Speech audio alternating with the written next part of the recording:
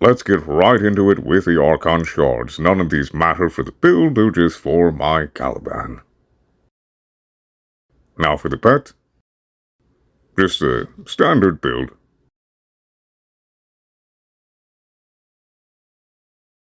Now, I was running this priming build and only Vigilante supplies, and I was getting those good hits. What I would recommend would be this, where you have all of the Vigilante mods that you can have on here, along with Vigilante supplies, so you can get that crit bump bonus on your Sporothrix, because it has such a terrible crit chance. You don't have to run it if you don't want to. Like I said, just Vigilante supplies for, ammo economy, and for occasional bumps to yellow and orange crit.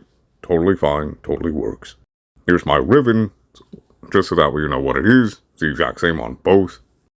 Like I said, you can just do Vigilante supplies, or you can run the full Vigilante bonus. It's up to you. Now, my Warframe Arcanes are technically both flex slots, just showing you that I have Vigilante Vigor because I'm, running a shield tank build. Arcane Momentum is there for the reload speed, because, the Corrosive and Blast build is pretty stacked. It's a pretty tight build. Arcane Avenger, because it gives a flat 45% crit chance, which effectively brings its actual crit chance up to 50%, which is a lot better than 5. But like I said, these are both technically flex slots if you don't have the Warframe slots for it. Running an Adarza Kavat or Horror or whatever crit chance boosters that are flat crit chance boosters will be just good. They'll be fantastic. Probably better, even, than Arcane Avenger. And if you're not going to run Blast, or, any combo mod like that, you will have room for a reload speed mod.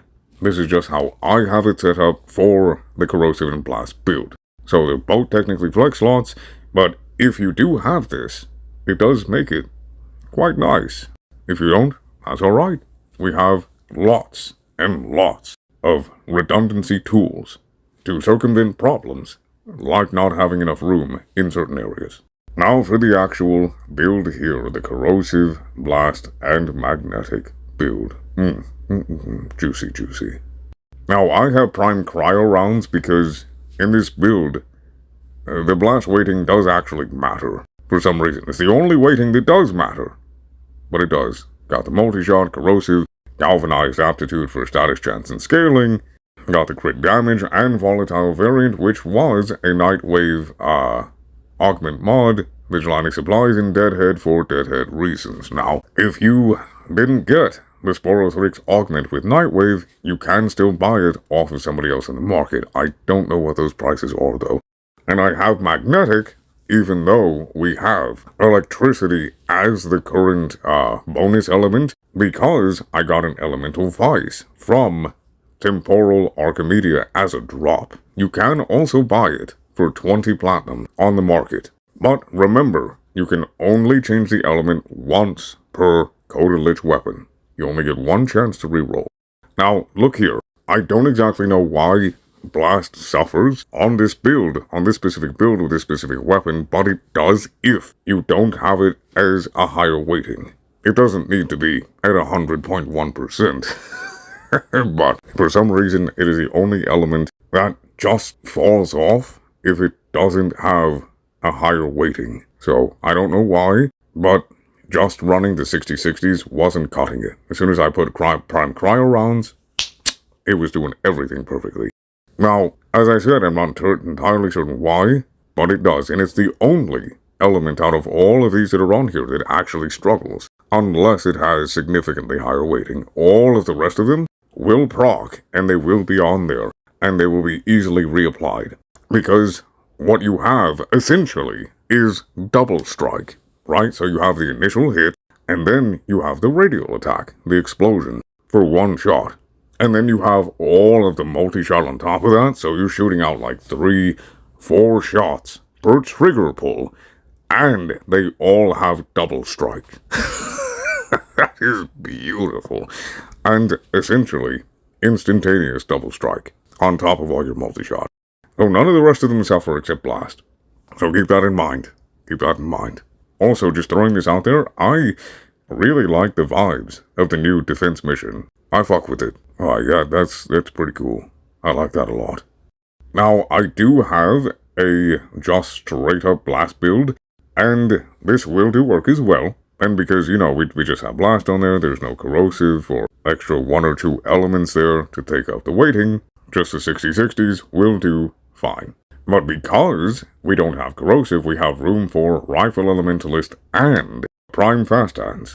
Regular fast hands will work as well, or whatever other reload mod you want. Like I said, this will do work, but it does have more of a ramp up. It is weaker. But after that first kill, you're just tearing through stuff.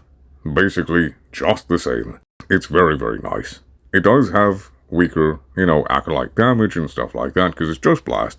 You can easily switch out blast for gas by replacing rhyme rounds with, what is it for rifles? Malignant force? The toxicity. And, yeah, it's still gonna do really good. But like I said, you know, it's gonna be weaker than the corrosive and blast build.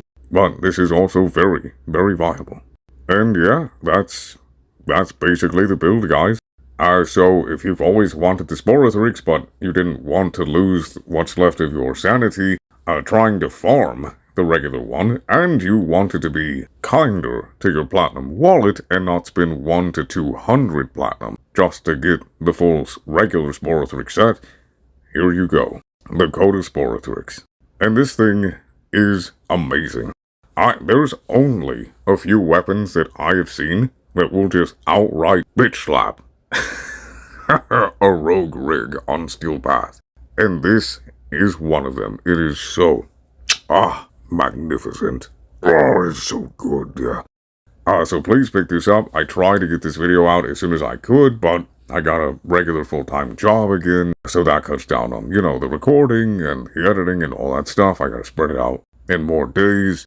And I also had to get rid of my Lich, as well as get, you know, the Elemental Vice, change it to Magnetic, because that's what I preferred.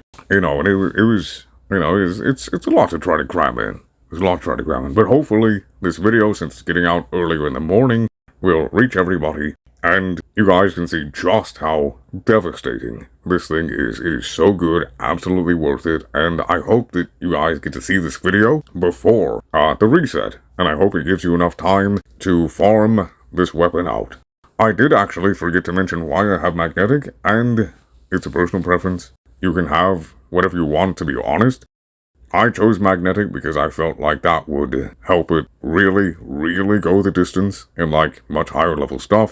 Especially with Demolist, even though it tears through everything, having magnetic on there allows it to continue to easily tear through all of the things. Whether it's Demolist or, you know, you have an Ancient Protector being incredibly annoying and there's like 3 of them giving overguard at the entire map, you know, stuff like that. That's why I have it, but you can choose whatever you want. Anyway, I hope you guys enjoyed the video. I hope this helps you to enjoy this weapon much more, or to at least give it a chance. And hope you guys have fun. So, have a good day, a good night, and may RNG be in our favor.